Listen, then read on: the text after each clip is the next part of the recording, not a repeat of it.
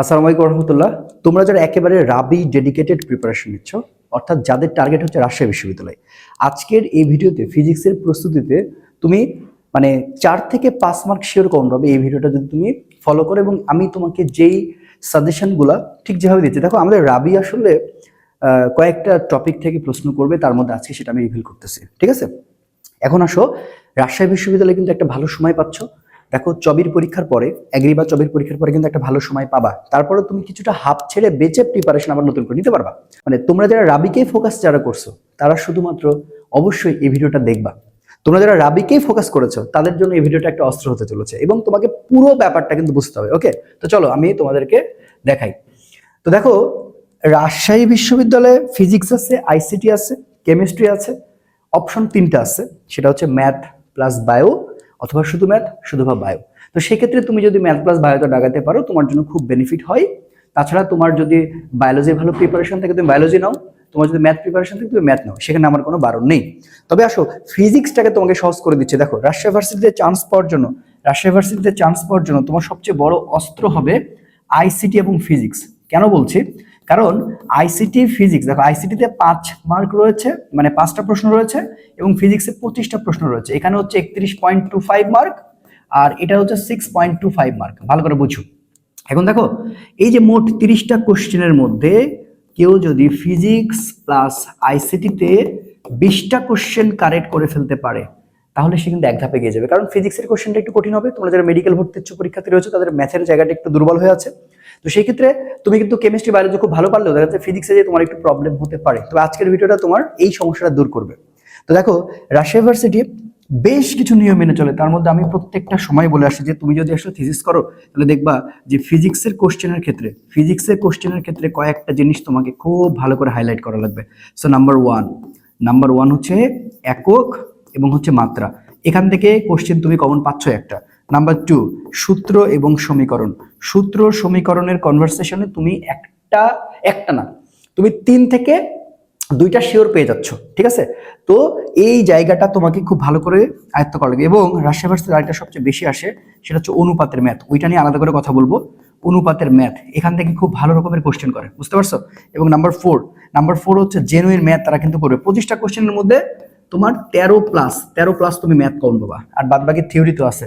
তো কোন কোন থিওরি পড়বা সেটা আমি আস্তে আস্তে বলবো। আজকের আলোচ্য বিষয় হচ্ছে তোমার 4 থেকে 5 মার্ক আমি কনফার্ম করে দেবো 2টা টপিকের উপরে। এই 2টা টপিক তুমি দেখো, একটা হচ্ছে একক মাত্রা এবং হচ্ছে সূত্র সমীকরণ। আমি খুব লজিক্যালি, খুব সুন্দর অ্যানালাইসিস করে, এবং বিগত বছরের রাজশাহী ভার্সিটি যখন আমি সাজেশন দিয়েছিলাম, তোমরা জেনে খুশি হবা এবং আশ্বস্ত হবা যে আমার ওই পিডিএফ থেকে এক শিফটে হুবহু 16টা, আরেক শিফটে হুবহু 14টা প্রশ্ন কমন ছিল একদম পিডিএফ থেকে। প্যাটার্ন তো কমন আছে, প্যাটার্নে পরে যাব। রাজশাহী ইউনিভার্সিটি যে জিনিসগুলো কমন পড়েছে আমি তোমাকে সেটা আশ্বস্ত করতেছি, এবং এবারও সেই পিডিএফ এবং ম্যারাথন কোর্স রয়েছে, সেটা নিয়ে আমি পরে কথা বলতেছি। চলো তোমাদের আমি একটু দেখাই। দেখো, আমরা যদি খেয়াল করি যে টাইপ মাত্রা একক থেকে কেমন কোশ্চেন এসেছে, প্রবণতা কেমন ছিল। দেখো, কৌণিক বেগের মাত্রা 24-25 এসেছে। কৌণিক বেগের মাত্রা 24-25 এসেছে, এবং এটা সরাসরি আমার পিডিএফ থেকে কমন ছিল ইনশাল্লাহ। এরপর দেখো, তাপ ধারণ ক্ষমতার মাত্রা কোনটি, সেটা 23-24 এসেছে। পীড়নের মাত্রা সমীকরণ 23-24, খেয়াল করবা 23-24-23-24। মহাকর্ষ ধ্রুবকের মাত্রা 23-24, ঠিক আছে? নিচের কোন দুটি ভৌত রাশির মাত্রা একই, ঠিক আছে? মানে সেটা মাত্রার একক তো আসছে 23-24। জড়তার ভ্রামকের মাত্রা কোনটি, এটা আসছে কবে, 22-23। এনট্রপির এসআই একক 22-23। পয়েন্টিং ভেক্টর একক 22-23, খুবই গুরুত্বপূর্ণ পয়েন্টিং ভেক্টর। এবং দেখো, এসআই এককে গ্যাসের চাপ কোনটি, সেটাও আসছে কোথায় বলতো, 21-22। তার মানে বিগত 5 বছরের কোশ্চেন তুমি যদি অ্যানালাইসিস করো, মাত্রা একক কিন্তু আছে। তার মানে তোমাকে মাত্রা একক ভালো করে পড়ে যেতে হবে। এগুলোতে পড়বা, পাশাপাশি আরো কিছু জিনিস দিয়ে দিব। পড়ে গেলেই 100% কমন ইনশাল্লাহ। আমরা বলতে পারি যে 100% কমনই আমাদের পড়ে যাবে। তো দেখো, এবার আমরা একটা সূত্র সমীকরণ যেতে, মানে আমরা যদি বিগত 5 বছর দেখি, 1, 2, 3, 4, 5, 6, 7, 8, প্রায় 9-10টা কোশ্চেন পড়ে গেছে। তার মানে 1 মার্ক করে তুমি কমন পাবা। 1 মার্ক, রাজশাহী ভার্সিটি 1 মার্ক করে কমন পাবা। এবার আসো, সূত্র সমীকরণের জায়গাটা খুবই বেশি। এখানে তুমি হাইস্ট 4 মার্ক বা সর্বনিম্ন 3 মার্ক, এখানে সর্বনিম্ন 3 মার্ক তুমি কমন পাইতে চলেছো। যে সর্বনিম্ন তোমার হচ্ছে 3 মার্ক কমন কিন্তু চলে আসবে ইনশাআল্লাহ। দেখো, তড়িৎ চুম্বকের তরঙ্গ নিচের কোন দিক বরাবর অগ্রসর হয়, 24-25 এসেছে। এটা একটা সূত্র সমীকরণ। সেটা হচ্ছে যে যদি শর্ট সিলেবাসের বাইরে এসেছিল এটা বলা যেতে পারে, আবার এটা ভৌতোলিক বিজ্ঞান আছে, সঠিক ভাষায় বাইরে বলা যায় না। আচ্ছা, তারপরে দেখো দৈর্ঘ্য এল এবং প্রস্থ এই বিশিষ্ট একটি তারের দৈর্ঘ্য বরাবর এই বল প্রয়োগ করা হলে তোমার হচ্ছে যে এল পরিমাণ বৃদ্ধি পাই, তাতে কৃত কাজের পরিমাণ কত? এটা সরাসরি পদার্থের গাঠনিক ধর্ম, যে ডাব্লু মানে হচ্ছে FL/2, তাকে আমরা বলতে পারি হাফ, এখানে বলতে পারি FL। কথা বুঝছো? বোর মডেল অনুসারে এন তম কক্ষপথের ইলেকট্রন মোট শক্তি EN হল নিচের কোনটি সঠিক? সো এই যে প্রপোর্শনাল সম্পর্কটা, এটা আমরা সবাই জানি, EN প্রপোর্শনাল 1/n²। একটি ফোটনের কম্পাঙ্ক F হলে ফোটনটির ভরবেগ কত হবে? h/c। এটা তো খুবই খুবই খুবই গুরুত্বপূর্ণ, যে 24-25-এ চলে আসছে। গঠনমূলক ব্যাকটেরিয়ার ক্ষেত্রে দশা পার্থক্য কত? 2n পাই। ওকে, তারপরেটাতে যদি আমরা যাই, একটু আমরা যাই, তাহলে দেখো ব্যাপারটা বুঝতে পারবো। কি বলতেছে? এল দৈর্ঘ্য এবং এ প্রস্থচ্ছেদের একটি তার ঝোলানো আছে, এর মুক্ত প্রান্তে এম ভরের একটি বস্তু ঝুড়িয়ে দিলে তারটির দৈর্ঘ্য পরিবর্তিত L1 হয় এবং ইয়ং এর গুণাঙ্ক মান হবে mgl/Al1। নিচের কোনটি সঠিক? ভালো করে বুঝো, নিচের কোনটি সঠিক। দেখো, চাপ ইকুয়াল টু প্রতি একক আয়তন শক্তি। সমকোণে ক্রিয়াশীল দুটি ভেক্টরের লব্ধির মান রাশিদ্বয়ের বর্গের যোগফলের বর্গফলের সমান। আচ্ছা, এটাও আসছে 23-24-এ। কোন গোলকের গোলীয় তলের বক্রতার ব্যাসার্ধ, ঠিক আছে, সেটা কত? সেটা 23-24 আসছে। এটা সরাসরি সূত্র d² 6 + h/2। একটি ভেক্টর এ অঘূর্ণনশীল হলে, এটা শর্ত এসেছে কোথায়? 23-24-এ। মুক্তিবেগের সমীকরণের যে সম্পর্কটা রয়েছে সেটা 23-24 এসেছে। এরপরে দেখো ইয়ং এর দ্বিতীয় যে সম্পর্ক রয়েছে সেটা 22-23 এসেছে। মানে তুমি এগুলোকে বাদ দিতে পারবে না। এম ভরের একটি বস্তুর গতিশক্তি ই হলে ভরবেগ কত? এটা চিটাগাং ইউনিভার্সিটিতে আসছে, রাজশাহী ইউনিভার্সিটিতে খুব আসছে 22-23-এ।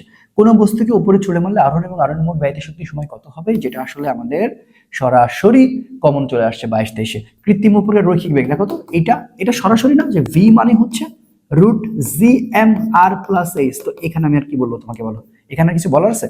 আচ্ছা, একক আয়তনে তলে কোন আবদ্ধ গ্যাস পাত্রের দেওয়ালে যে চাপ দেয় তার গতিশক্তি কত? দেখো, পি মানে 2e 3v, 2e এবং হচ্ছে 3v। এটা সরাসরি আসছে। কোনটি y অক্ষের উপর লম্ব হবে? দেখো, এটা সরাসরি সূত্র। কোনটি তাৎক্ষণিক বেগের জন্য সঠিক সূত্র? তাৎক্ষণিক বেগের সূত্র তুমি জানো না? গতি থেকে আসছে, যে dx/dt। দেখো, সরাসরি কমন আসছে। স্বকীয় আবেশ গুণাঙ্কের সমীকরণ কোনটি? এটি আসার সম্ভাবনা খুব ভালো, এটি 21/22 এসেছে। তড়িৎ চুম্বকের তরঙ্গের শূন্য মাধ্যমের বেগের নিচে কোনটি সঠিক? দেখো, এটাও মোটামুটি সূত্র, সেটা 21/22 আসছে। বি এর সাপেক্ষে এর আপেক্ষিক বেগে, দেখো এটা আমরা ভালো করে বলতে পারবো, এটা হচ্ছে কি আমাদের কি তোমার হচ্ছে আপেক্ষিক বেগ থেকে আসছে। একটি স্প্রিং ব্লক সিস্টেমে সরলসঞ্চিত গতিতে স্পন্দিত হয়, যদি ব্লকটির ভর ও বিস্তার দ্বিগুণ করা হয় তবে সর্বোচ্চ কত গুণ পরিবর্তিত হবে? এটা 21/22 এসেছে। বৃত্তীয় গতির ক্ষেত্রে কৌণিক ভরবেগের রাশি কোনটি? 21/22 এসেছে। সেটা আমরা সবাই জানি, যে mr² হচ্ছে ওমেগা।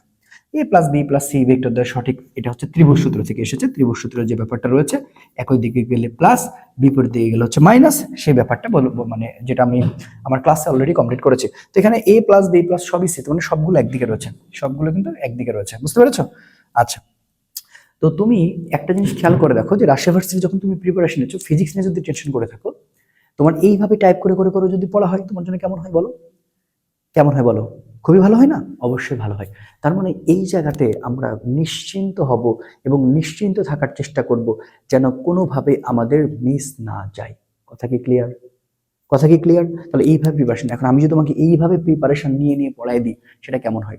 হ্যাঁ, সেই কোর্স অলরেডি আমাদের চলতেছে। আমাদের 3টা কোর্স চলমান, আমি একটু তোমাদের কোর্সটা একটু বলে দিই, ঠিক আছে? আচ্ছা, দেখো, আমাদের 3টা কোর্স যে চলমান রয়েছে সেটা তুমি খেয়াল করবা। রাবি ফুল কোর্স, তুমি 3 তারিখ থেকে আমাদের সাথে রাবি ফুল কোর্সে জয়েন করতে পারো। প্রত্যেকটা সাবজেক্ট অ্যানালাইসিসের ভিত্তিতে আমরা জাস্ট 15 দিন আমি তোমাদের সাথে থাকবো, এবং রাজশাহী বিশ্ববিদ্যালয়ের জন্য যতটুকু এফোর্ট দেওয়ার সেটা আমরা দিব, আমাদের টিম দিবে ইনশাআল্লাহ। তো এখানে তুমি কি পাচ্ছ? পিডিএফ পাচ্ছ, এক্সাম এবং হচ্ছে ক্লাস পাচ্ছ, ঠিক আছে? সো পিডিএফটা হচ্ছে আমার যে স্পেশাল ফিজিক্সের পিডিএফ, তুমি সেটা পাচ্ছ। বাকি সাবজেক্টের জন্য স্লাইডে চলে যাবে।